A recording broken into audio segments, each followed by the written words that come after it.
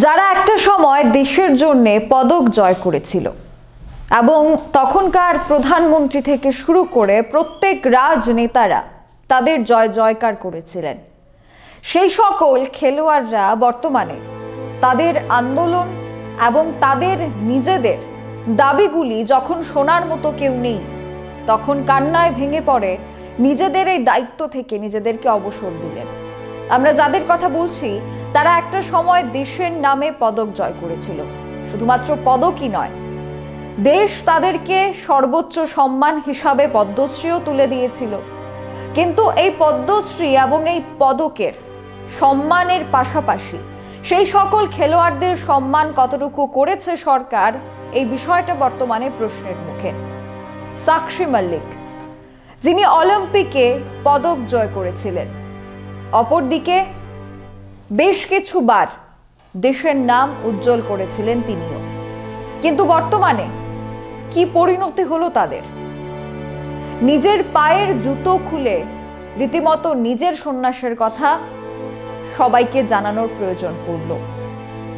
যখন দিনের পর দিন দিল্লির বাইরে তাদেরকে দিনের পর দিন ধর্নারত অবস্থায় থাকতে দেখা গেছে, তাদের দাবিগুলি মানা হয়নি এবং কার্যত দিল্লি পুলিশের মাধ্যমে সেই সকল মহিলা কুস্তিগির থেকে শুরু করে বাকি আরো বেশ কিছু কুস্তিগিরদের টেনে হিচড়ে বের করে দেওয়া হয়েছিল।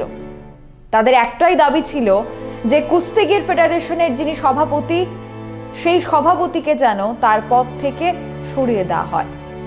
হ্যাঁ, সাসপেন্ড বা সরিয়ে দেওয়ার বিষয় নিয়ে তাদের দাবি থাকলেও এই দাবি পূরণ করার পাশাপাশি পেছনের দরজা দিয়ে আবারও ঠিক একই পন্থা অবলম্বন করার চেষ্টা করেছে কুস্তিগির ফেডারেশন অফ ইন্ডিয়া, যেখানে দেখা গেছে যার বিরুদ্ধে, অর্থাৎ যে বিজেপি সাংসদের বিরুদ্ধে যিনি কুস্তিগির ফেডারেশনের সভাপতি ছিলেন, তার বিরুদ্ধে যৌন নিগ্রহের অভিযোগ এসেছে, সেই ব্যক্তিকে বাদ দিয়ে যখন নতুন নির্বাচন করা হলো, তখন সেই নির্বাচনে এমনই একজনকে বসিয়ে দেওয়া হলো যে ব্যক্তি নাকি সেই ব্রিজেশ সিংয়ের ডান হাত।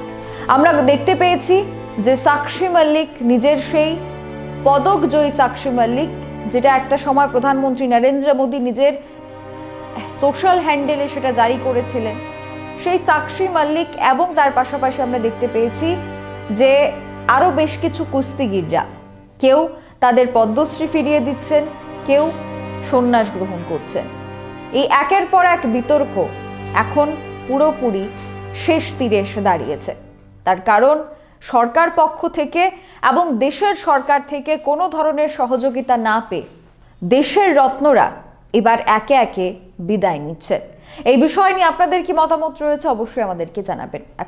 এখনকার মতো এখানেই শেষ করছি। পরবর্তী আপডেট দেখার জন্য অবশ্যই চোখ রাখবেন সোশ্যাল বাংলায়। নমস্কার। ল্যাপটপ, টিভি বা প্রিন্টার রিপেয়ার করতে হবে? এসি সার্ভিস করা হয়নি? ফ্যান চলছে না? ইলেকট্রিশিয়ান চাইছেন তো? তাহলে ঘরে বসে দক্ষ টেকনিশিয়ান পেতে এখনই প্লে স্টোর থেকে ডাউনলোড করুন scamper take the service app.